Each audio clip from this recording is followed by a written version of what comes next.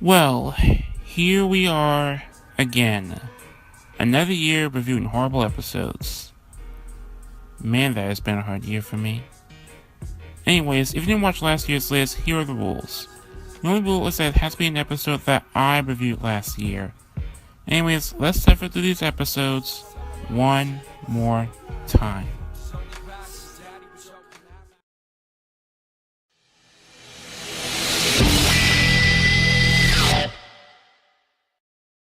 You know, many fans of The Simpsons consider this the show's jumping the shark moment, and I can clearly see why.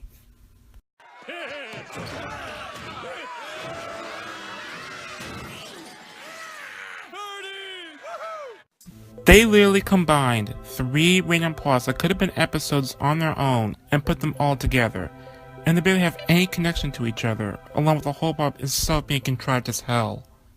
Standing before. What happened to boys will be boys? You see, during spring break, the beer companies pay me to look the other way. The rest of the year, I'm a real hard ass. So, committing crimes like theft or murder is perfectly fine on spring break, but it only matters afterwards. Okay, I have to admit that's pretty fucking stupid. Many things here don't make any sense and just makes Homer look like an irresponsible idiot. Well, more irresponsible and idiotic than usual. So this is something that Peter Griffin would do nowadays, not Homer Simpson. And just like Friends to the End, they just go along with it. And even though they outright point it out, they didn't do nothing with this new information and just roll with it like nothing happened. Was yelling at him at one occurrence, and that's it. And finally, Homer is uncharacteristically stupid throughout most of this episode for getting his family involved in this crisis. Homer's done some stupid shit before, but this is just too ridiculous. So, with all of these problems, why isn't this lower? Well, it's because there's also some really good jokes, but unfortunately I still can get past through Homer's reckless actions here. Oh, and Kid Rock is here because. But honestly, the last song in the episode that is sung by Kid Rock is one of the best things in this episode. So, at least we have that. Sid, Sid, a mother can't die, and I'm a mother, see? Honestly, I think I saw this mental breakdown coming. Oh, come on, I can't make one joke.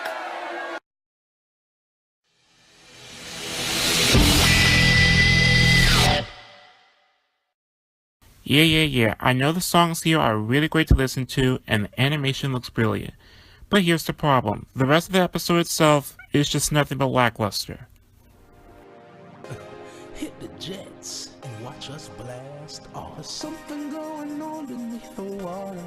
People getting hot and making sons and daughters. What the f- There have been really good songs in really terrible movies or TV shows, like Quest of Camelot for example. But we are not here to listen to random pop songs. We are here to be entertained by a compelling story, and that's where this episode fails. He catches him in the hot tub and makes him choose between the tub and his family. Maybe he'll make the right decision in the end, or he's gonna fuck it up. The plot itself of stand up and his family over a fucking hot tub is already pretty ridiculous, but they barely do anything with this concept. And just when you think it's about to pick up in some way, it just ends with the characters dying anticlimactically, and then it just stops. Because apparently the musical numbers here are more important than having a good story with a beginning, middle, and end. Well, there you have it. That's our story. Stan's dead. Good night. Well, that is one of the biggest fuck yous on television ever.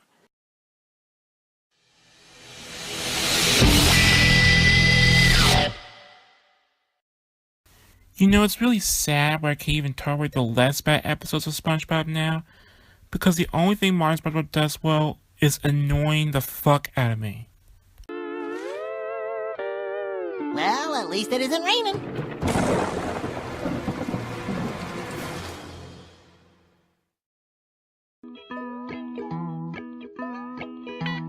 This is supposed to be this big environmental SpongeBob special, but it doesn't really feel big to me. It felt like a huge fucking disappointment. It did really have a lot of good ideas going for it, but it never really follows through with any of them. And the one thing that really annoyed me was that fucking jellyfishing song. Jelly, lolly, lolly, jelly, jelly, lolly, lolly, jelly, it's a jellyfishing song. Oh, fuck you! Even the message the special is trying to go for here is completely muddled. The only reason this isn't lower because, again, some parts weren't that bad, and the special did have some potential. But in the end, this became one of the most forgettable SpongeBob specials to date. Jellyfishing in the morning. Am I high yet?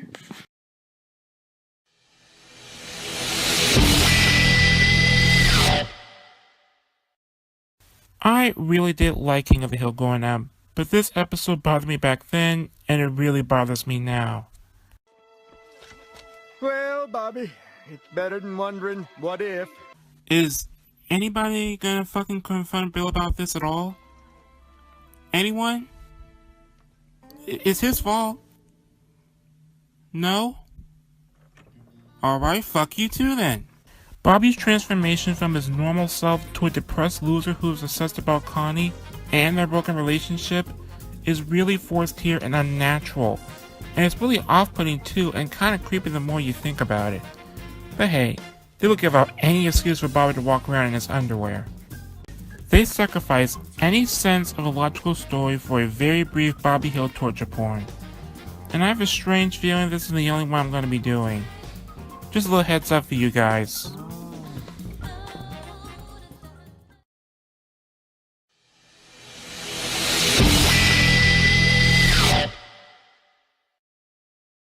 Death. We're going to talk about death right now.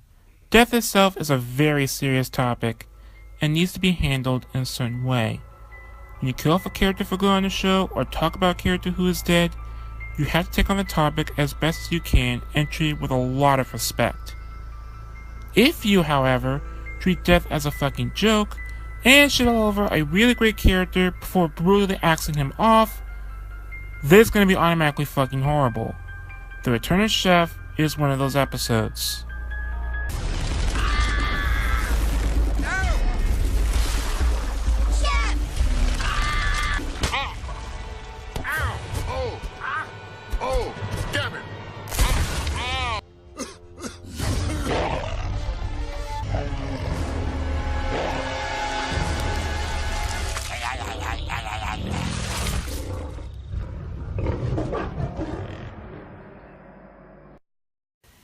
If you're a newcomer to the series, then you will be utterly shocked at the putrid material here.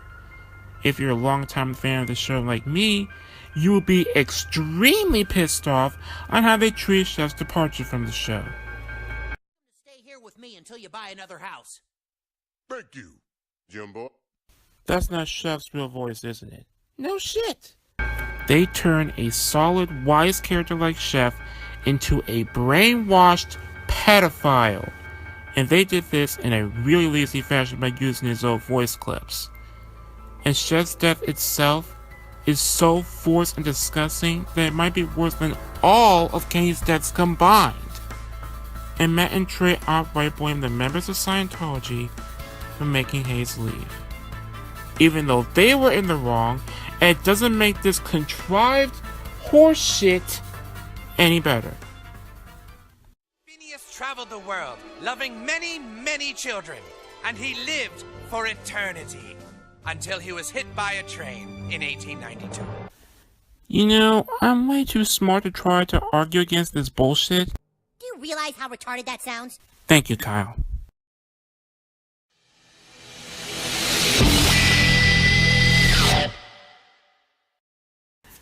To be honest, I'm not shocked by Family Guy's source of humor anymore. This is because they throw this type of shit at you all the time. I mean, yes, you'll be shocked at it first, but then it just gets old and desperate. And without all the shock and crude humor, this episode and the show itself has nothing else to offer. Ooh, that dog of mine! That's Mike Drunkbeater. Look it up on the internet. Family Guy, we've been on for years. Do I even need to make fun of this? This episode highlights the two worst characters on the show and expects you to sympathize with them. No. It's really hard to feel sorry for characters when one of them is using his son's fame for his own personal gain, and the latter shoots one of his friends in the arm on purpose. Unless you treat the whole thing as a joke, I don't know what they were going for. If I was gonna kill myself, do I slit my wrists this way or this way? Sideways for attention, long way for results. Megan's right. Okay, I'll be in the garage. If you don't care about the shock and gore the show gives out to you, you won't give two shits about what's on screen. Not to mention Family Guy's morals being outright wrong and dangerous at times. This episode has been put in many worse Family Guy episodes, and yet I still have found at least 3 other episodes that are actually worse. You should be very afraid. It's okay. It's okay. Look, I know I wasn't there for you, man. For all those years, but that's gonna change. It's gonna be different from now on, and I'm gonna make you into a better person starting first thing tomorrow. I decided to step away from the whole situation. The last thing he needs is a father who's, sometimes there, sometimes not. Really? When was the part when you were there? Hey, if I click ignore, will he know that I'm sending him to voicemail? It's just pathetic.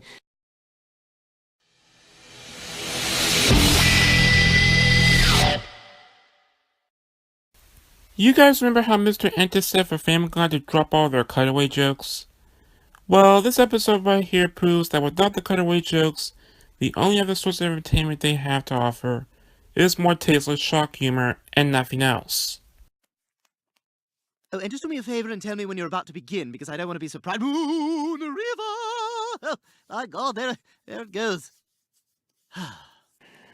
This is stuff you just can't unseen, people. I am so sorry for putting you through this. This is a very blatant ratings trap that is very similar to Truth or Square. Well, except shorter. Even though it doesn't feel shorter because this episode is just a big, disgusting waste of time and has no point in existing. Okay? Okay, here we go. Ah! Oh, my God! Oh, you okay? Is it over? I think. I don't know where the pin went. Wait, move your hand. Oh, wow. Oh. The only thing it was trying to do is improve the relationship of Brian and Stewie. But this episode proves to everyone that the Brian Stewie dynamic they had is dead. Also, I want to state the fact that the Road 2 episodes significantly got worse after this episode. Come on, Brian. I spent half the day in a dirty diaper. I was bored. Just passing the time. I thought, how low can I get this douchebag to go? Wow. Even the characters think this episode is boring as shit. But acknowledging that it's boring as shit does not mean it's no longer boring as shit.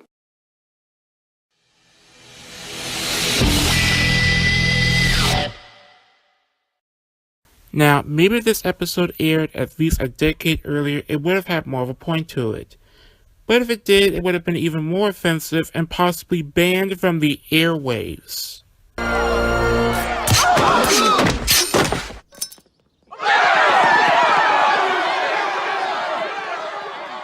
Oh, I guess he did do it. Most of the episode and the jokes amount to O.J. Simpson being a murderer. I'm not sure why on earth would the writers want to make fun of the obvious. I mean, it's like making fun of the sky being blue. And of course they have to shove in Brian's awful personality because.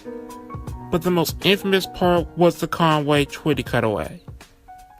First of all, if I want to watch Conway Twitty, I would go watch him on YouTube. Not a Family Guy episode. Second, this is really dated. And third, this went on for 3 fucking minutes. I'm not even kidding. It felt like this whole episode was just a build up to one really horrible joke about O.J. Simpson actually being a killer, even though everybody already fucking knows that. Thanks a lot, Family Guy, for wasting more of our valuable time.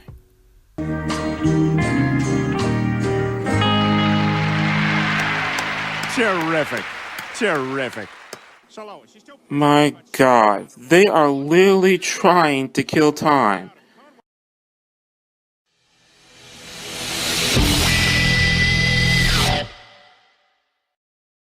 I legitimately believe that this episode would have failed no matter what they did. At best, it would be just a forgettable episode about the Titans going back to school. At worst, we have this.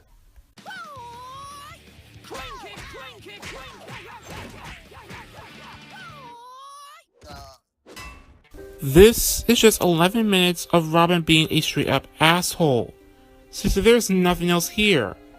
Well, except for the other Titans getting their ass kicked and the obvious Breakfast Club references. Care about labels so much. Maybe there's more to us than what's on the surface, bro. Of course, Robin doesn't listen to him because assholes like him are never supposed to learn their lessons, right? If it wasn't for the last song of this episode and the next two I'm going over, I would outright call this the worst episode I reviewed last year. This is one of those episodes that treats horrific characters being assholes as jokes. Yes, there are characters like Eric Cartman and Bender who can be pretty likable assholes. But they're actually punished for their bad actions, they have really good personalities, and they do have others they deeply care for. Robin simply doesn't give two fucks about anyone around him and will do anything to inflate his own ego. And then Robin beats up Beast Boy again, and they all get attention. Again. Why the fuck do all of you people hang up with Robin again?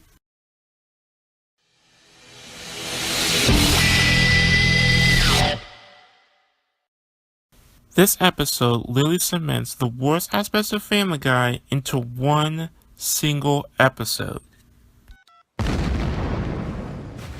Peter, did you just... Let's go. Let's quickly go over all the problems here. Number 1. The actual plot not starting until 5 minutes in. Number 2. The cutaways being fucking pointless. Number 3. Starting out the episode with a TV cutaway gag. Number 4. Brian being an asshole. Number 5. Peter being an uncaring asshole. Number 6. Reducing down Mahmoud's character into a Muslim terrorist stereotype. Number 7. Wasting more of the episode through Peter mocking said stereotype. Number 8. Mocking serious events like the Boston Marathon bombing. Number 9. Peter being a dumbass. Number 10. McFarlane finding something like this at first to be acceptable and hilarious. So, after an adequate preparing the actual bombings, this is McFarlane's response. Now, despite this quote, it's unjustified with these two clips in the episode itself. He still gave the episode a pass to be on the airwaves, and this one-half apology isn't going to change the fact that he used these events for jokes. The episode is so infamous that Fox pulled the episode from syndication, along with the episode not being available on Fox.com, Hulu, or Amazon. And after all the shit I listed, I don't blame them.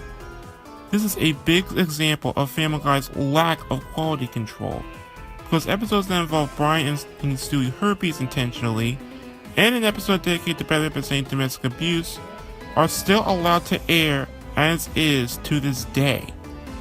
Most of the time, the writers of Family Guy can literally put anything on the air, and despite all the negative criticism and backlash, the show won't end or be canceled anytime soon.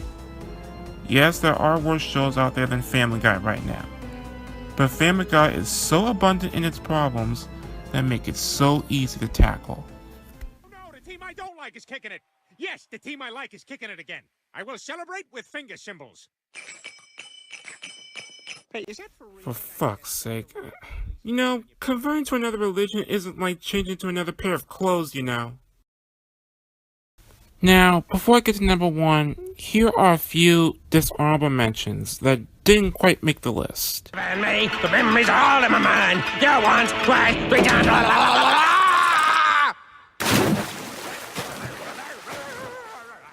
Damn, people are pretty great. Hey, wait a minute. They're taking our stuff. Good Lord. No, that's not the candy clone. That's the real candy, you chump chimpanzee. What? It wasn't me. It was Diddy.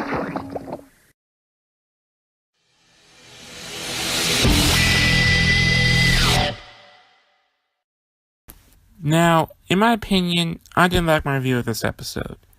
Not because of the fact it was badly done like in my Ginger Cat review. It was because I wasn't hard enough on it. I should have definitely beaten it a lot more. People are watching us without our permission? Ew, what a bunch of creeps. Creeps! The creeps! You fools be creepy! This was an outright disaster. Why? Because the episode went out of its way to attack its audience. The episode outright states that the show is terrible and highly flawed, and will continue to remain that way. They want us to accept the show for what it is. An awful show that tries way too hard to be silly, puts no effort into its writing or animation, and only exists to mock the original Teen Titans. They flat out point their own show's problems in the show itself, and that's the last thing you want to do. Would anyone dislike us? Oh, I don't know. Dookie jokes? We don't just do dookie jokes. Yeah, we do 2 jokes too, yo! This is just one of those episodes that specifically goes after critics and anyone who doesn't like the show. And this isn't the only time. We have episodes like Let's Get Serious, The Return of Slade, and Finally a Lesson that all have the same problem of focusing more on attacking anyone who dislikes the show than actually creating a decent show. No other episode I reviewed so far went out of its way to do this shit. And even if it did, it was treated as a joke. Teen Titans Go doesn't treat this as a joke.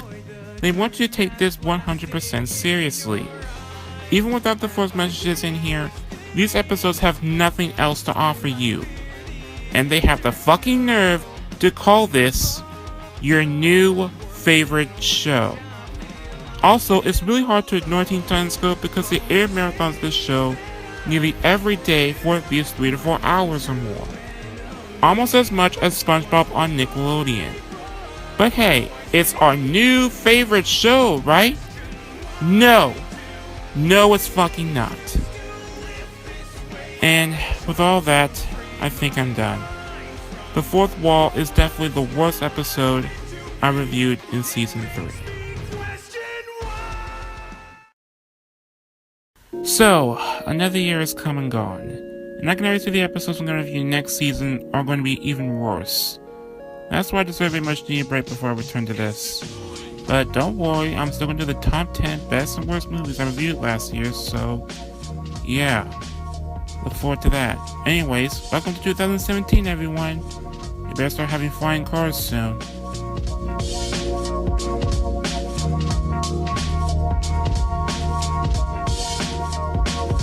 Ich bin bewaffnet mit nem klaren Blick und nem starken Willen. Bin weder ständig zugekifft noch auf Pharmapillen. So leicht hält man mich nicht stumm. Und darum sag ich nicht 400 im Monat reichen dick. Ich bin hart am Chillen, richtig, ich fahr mein Film. Und das auch wenn mir klar ist, ich veränder gar nicht, denn bei Männern wird die Menschheit panisch, yo. Ich schick das ab und hoff, dass der Empfänger klar ist. Für die meisten ist meine eigene Meinung heute heller Wahnwitz.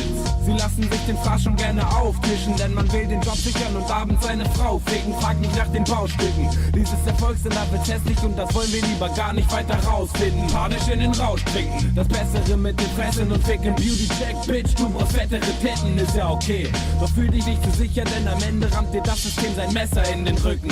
Du sagst, ich bin anormal und ich passe nicht. Danke, dass du zustimmst, dass ich aus der Masse stech. Sein zu wollen wie ihr, ja das war mal. Heute will ich nada mit euch zu tun haben. Sayonara. Du sagst, ich bin anormal und ich passe nicht. Danke, dass du zustimmst, dass ich aus der Masse stech. Sein zu wollen wie ihr, ja das war mal. Heute will ich nada mit euch zu tun haben. Sayonara. Hast du was, bist du was. Und wenn nicht, dann halt das Gegenteil. Wenn du nicht mitspielst, bist du ein richtig kranker Pflegefall. In jedem Fall ziehst du gegen das System den Kürzeren. Obwohl in die Mädels gefickt werden, die keine 14 sind. Obwohl in den Kinder auf den Straßen vor die Hunde gehen. Keiner will was unternehmen, denn das ist uns zu unbequem. Dann lieber voll laufen lassen und sich ne Lunte drehen. Nach Feierabend im Rotlicht als Kunde noch 'ne Runde drehen. Ich scheiß auf Leute wegen Inkompetenz. Das heißt, scheißen ohne Pause wie mit Inkontinenz. Bei dem Gerede wird Niveau richtig Limbo gedämpft. Es ist wie reden vom Album, wenn man das Intro nicht kennt. Sayonara, ich nehme Abstand und seh klarer. Da war mal ne Fata Morgana aus falschem Gelaber, doch nada. Ey yo, ich sag mal so,